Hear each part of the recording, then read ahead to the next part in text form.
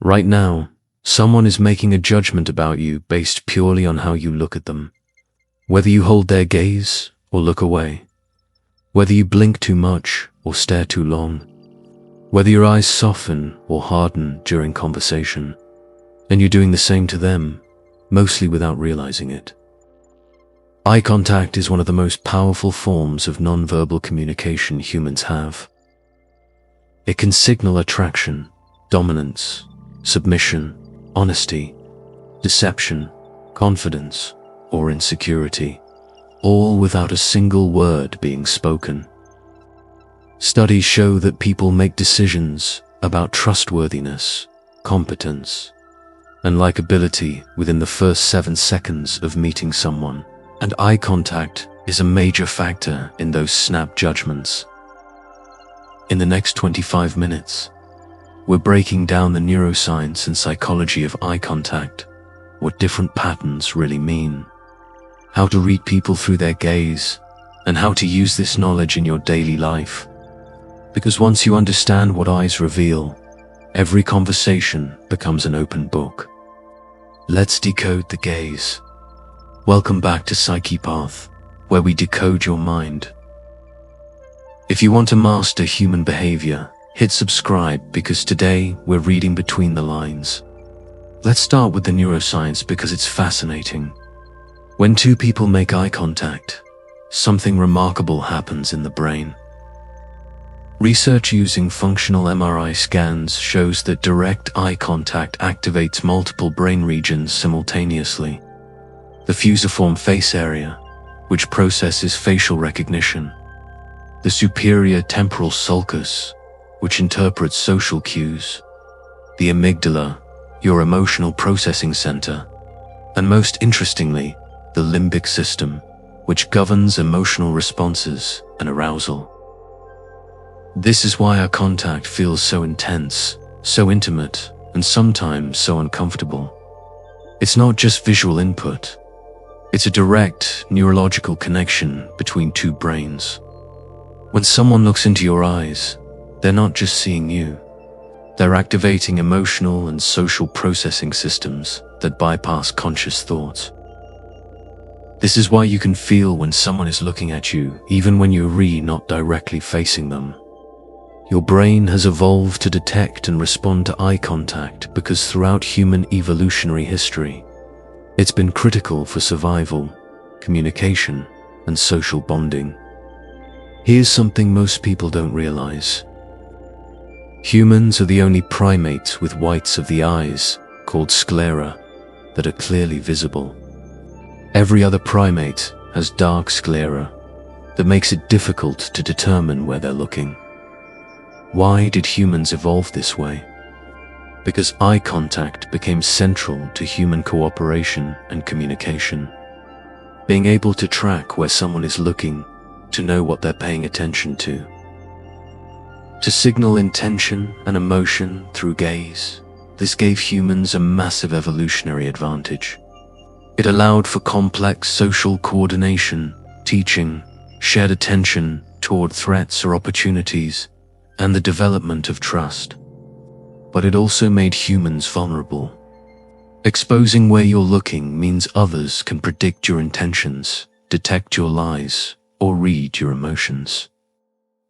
So humans also evolved to be incredibly sensitive to eye contact patterns, learning to read subtle variations in gaze as survival signals. That sensitivity is still hardwired into your brain today. Let us break down the basic psychology of eye contact duration because this is where most people get confused. There's no universal rule about how long to hold someone's gaze. It depends entirely on context, culture, relationship, and what message you're trying to send. But research provides some general guidelines. In Western cultures, normal conversational eye contact lasts between 3 to 5 seconds at a time before one person looks away and then re-engages. This pattern signals engagement without aggression. Too little eye contact, less than 2 seconds, or constantly looking away, often signals discomfort, dishonesty, social anxiety, or disinterest. Your brain interprets lack of eye contact as either submission or deception because the person is either intimidated or hiding something. Too much eye contact, staring for longer than 7 seconds without looking away, triggers the opposite response. It signals dominance, aggression, romantic interest, or in some cases, psychopathy. Prolonged staring activates the amygdala's threat detection system. Your brain interprets it as either a challenge or an invitation, and both require a response. Here's where it gets more nuanced. The meaning of eye contact changes dramatically based on who's doing it. If someone with high social status or perceived power holds prolonged eye contact, it's read as dominance and confidence.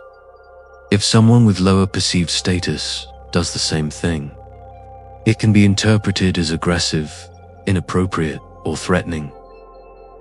This is why office dynamics around eye contact are so complex. A manager holding eye contact with an employee signals authority. An employee holding unbroken eye contact with a manager can be read as challenging or disrespectful, even if that's not the intent.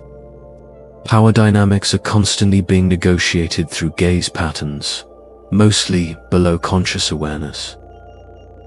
The person who breaks eye contact first is often unconsciously submitting, acknowledging the other person's higher status or dominance in that moment. Let's talk about attraction, because this is where eye contact becomes especially powerful. Romantic attraction has distinct eye contact patterns that are different from friendly or professional engagement. When someone is attracted to you, their eye contact tends to last longer than normal, usually 5 to 7 seconds before looking away. They'll hold your gaze, look away, and then return to your eyes repeatedly. A pattern called triangular gazing, where the eyes move between your left eye, right eye, and briefly to your mouth. This creates a rhythm of connection and release that builds tension and intimacy. Research by social psychologist Sig Rubin found that couples in love spend significantly more time gazing into each other's eyes than acquaintances or friends do. But here's the twist. Prolonged eye contact doesn't just reflect attraction. It can create it. A famous study by psychologist Arthur Aaron demonstrated that when strangers are instructed to maintain eye contact for 4 minutes, many report feeling a strong sense of connection and intimacy, even attraction, by the end. The act of sustained mutual gaze triggers the release of oxytocin, the bonding hormone, and activates the brain's reward system. Your brain interprets prolonged eye contact as intimacy, and your emotions follow. Now let's decode what different eye contact patterns reveal about emotional states and intentions. When someone is lying or withholding information, their eye contact patterns change in predictable ways. Contrary to popular belief, liars don't always avoid eye contact. In fact, many liars overcompensate by maintaining too much eye contact, staring at you intensely to appear honest and trustworthy. What gives them away isn't the amount of eye contact, but the lack of natural variation. Honest people's eyes move naturally. They look away when thinking, glance around when recalling information, and return to your eyes when making a point. Liars often lock their gaze rigidly because they're consciously performing honesty rather than naturally expressing it. Another tell is timing. When someone is lying, there's often a slight delay between their verbal response and the return of eye contact. Their brain is processing the lie, monitoring your reaction, and controlling their behavior simultaneously. That cognitive load creates micro-delays that trained observers can detect. Anxiety and insecurity also have distinct eye contact signatures. People experiencing social anxiety tend to avoid direct eye contact, looking down, to the side, or past the person they're talking to. This isn't rudeness. It's a protective mechanism. For someone with anxiety, Direct eye contact feels overwhelming, like being exposed or judged. Their brain's threat detection system is hyperactive, interpreting eye contact as potential danger. On the other hand, confidence shows up as relaxed, steady eye contact that's neither aggressive nor avoidant. Confident people hold your gaze when speaking, look away comfortably when thinking, and return naturally. Their eye movements are fluid, not forced. There's no tension in the gaze, no rigid control, just natural engagement. Interestingly, genuine confidence often includes more time. Looking away because truly confident people are constantly seeking validation or monitoring reactions. They're comfortable in uncertainty. Dominance and submission dynamics are constantly being negotiated through eye contact in social hierarchies. In group settings, watch who people look at when someone makes a joke or says something important. People unconsciously look toward the person they perceive as the leader or highest status individual to gauge their reaction.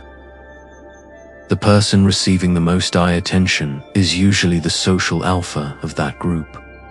Similarly, during confrontations or disagreements, the person who maintains steady eye contact without looking away is asserting dominance, while the person who breaks eye contact first is unconsciously submitting. This isn't always about aggression. Sometimes it's strategic. In professional settings, knowing when to hold eye contact and when to break it can communicate respect while maintaining your position. Looking away briefly and then returning shows you are not challenging the other person, but you're also not backing down completely.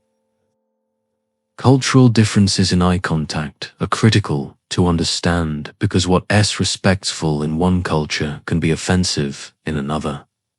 In Western cultures, particularly the United States and Europe, direct eye contact is associated with honesty, confidence, and attentiveness. Not making eye contact is often interpreted negatively as shifty, untrustworthy, or disengaged. But in many Asian, African, and Latin American cultures, prolonged direct eye contact, especially with elders or authority figures, is considered disrespectful or confrontational. Looking down or away signals respect and deference. In some Middle Eastern cultures, sustained eye contact between genders who aren't related or married is inappropriate. In Japan, people are taught to focus on the neck or shoulder area during conversation rather than staring into eyes, as direct eye contact can be seen as invasive. These aren't arbitrary rules. They're deeply embedded cultural norms about power, respect, and social boundaries. Misunderstanding these differences can lead to serious miscommunication. An American might think someone avoiding eye contact is lying when they're actually showing cultural respect. A Japanese person might feel uncomfortable with an American's direct gaze, interpreting it as aggressive when it's meant as engaged interest. Let's talk about the darker applications of eye contact knowledge. Manipulators, particularly those with narcissistic or psychopathic traits, often use eye contact strategically as a tool of control. During love-bombing phases, they'll use intense, prolonged eye contact to create artificial intimacy and connection. This overwhelming attention makes the target feel special, seen, uniquely understood. But later, during devaluation phases, they'll withdraw eye contact entirely, looking through you or past you as if you don't exist. This sudden absence of gaze creates psychological distress because your brain has become conditioned to associate their eye contact with validation. The withdrawal feels like rejection, abandonment, like you've become invisible. This push-pull dynamic using eye contact is a powerful manipulation tactic. Similarly, skilled manipulators will use unblinking stares during confrontations to intimidate and dominate. Predatory staring, where someone locks eyes with you and doesn't look away even when it becomes uncomfortable, is designed to trigger your threat response, making you feel unsafe and more likely to comply or submit. Here's something most people don't know about eye direction and cognitive processing. When people look in different directions, it can reveal what type of thinking they're doing. This is called neurolinguistic programming, eye accessing cues. And while it's not foolproof, research supports some patterns. When someone looks up and to the left, they're often accessing visual memories, recalling something they actually saw. Up and to the right suggests visual construction, imagining or creating an image that doesn't exist in memory. Looking directly left accesses auditory memory, recalling sounds or conversations. Directly right is auditory construction, imagining sounds. Down and to the left often indicates internal dialogue, talking to themselves. Down and to the right suggests kinesthetic or emotional processing, accessing feelings. This isn't universal, and it varies by person, but it provides clues about cognitive processes. For example, if you ask someone what they did yesterday and they look up and to the right, visual construction area, that suggests they might be fabricating rather than recalling. Again, this isn't definitive proof of lying, but it's an investigative tool, one piece of a larger puzzle. Pupil dilation is another critical component of eye contact that most people overlook. Your pupils dilate, get larger in response to low light, but they also dilate in response to emotional arousal, whether that's attraction, fear, interest, or cognitive load. When someone is looking at something or someone they find attractive, their pupils dilate noticeably. This is an involuntary response controlled by the autonomic nervous system. You can't fake it or control it consciously. This is why pupil dilation is considered one of the most honest signals in body language. In studies on attraction, researchers found that people unconsciously perceive dilated pupils as more attractive, even when they're not consciously aware of the pupil size. Your brain picks up on this subtle cue and interprets it as interest and engagement. Conversely, constricted pupils in normal lighting can signal discomfort, dislike, or disinterest.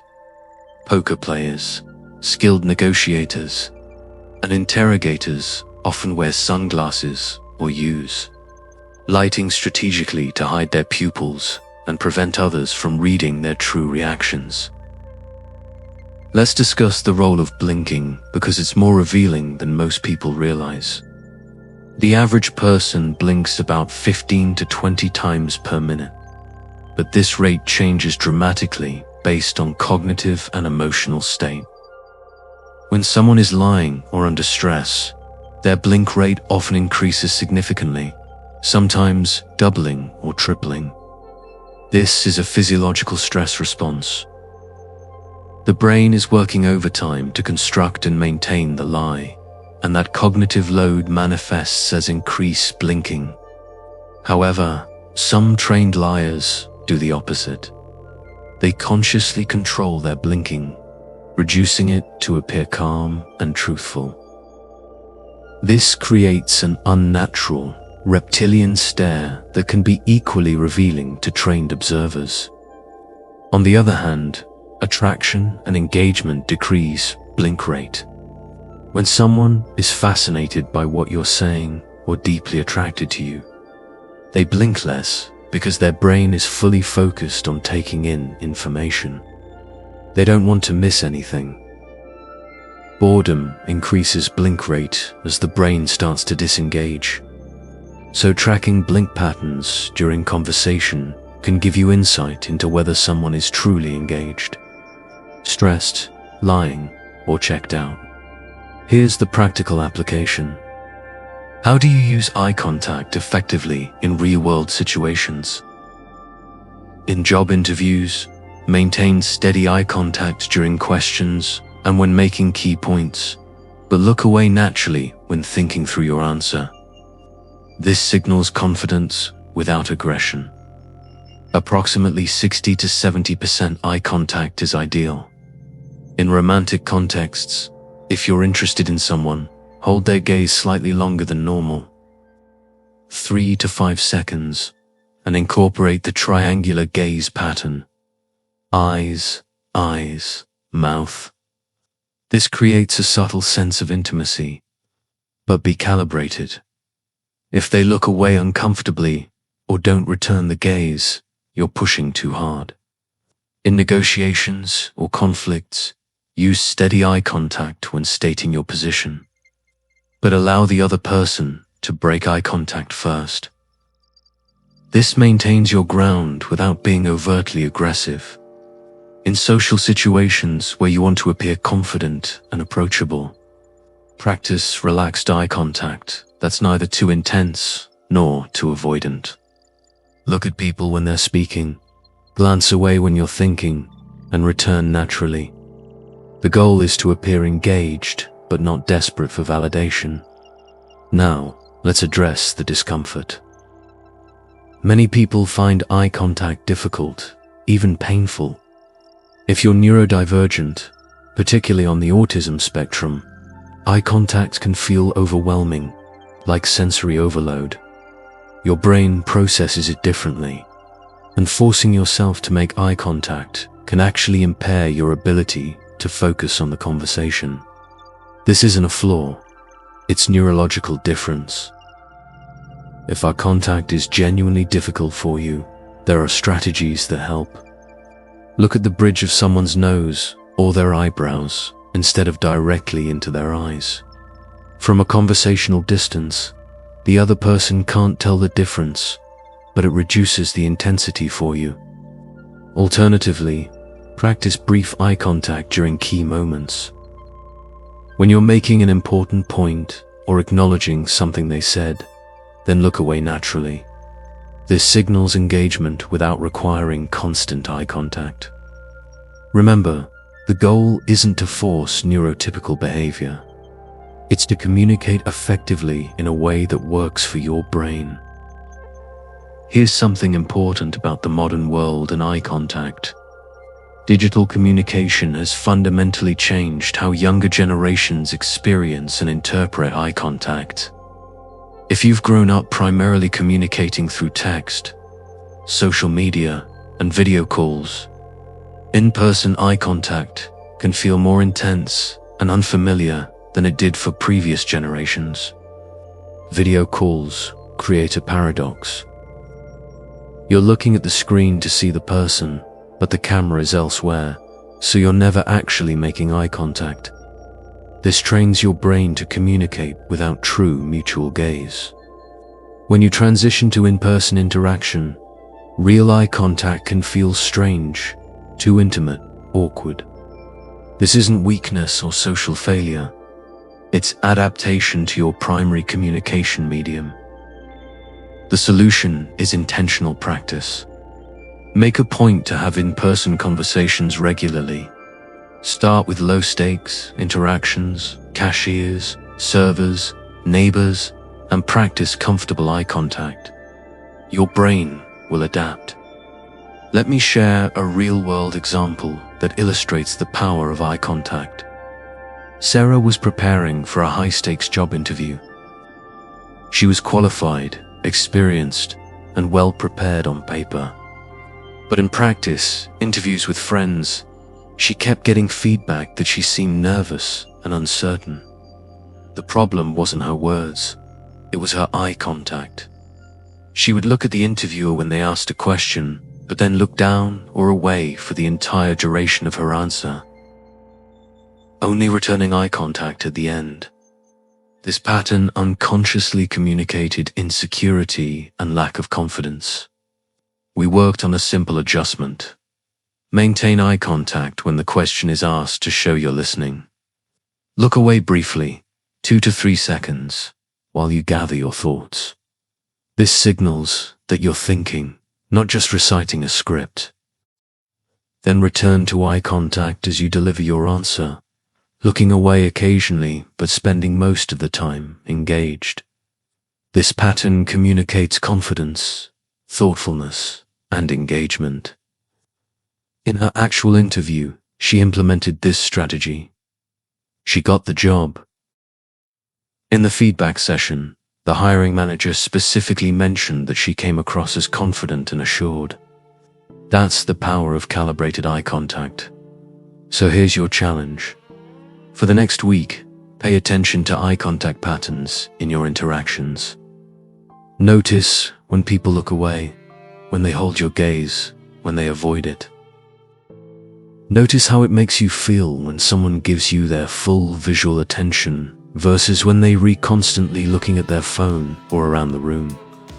And most importantly, notice your own patterns. Are you avoiding eye contact out of habit? Are you staring too intensely because you're trying to appear confident? Find the middle ground. Practice relaxed, natural engagement. Because eye contact isn't just about seeing. It's about connection. It's about trust. It's about understanding the unspoken language that happens between two people when they truly look at each other. Master the gaze, and you master a fundamental element of human communication.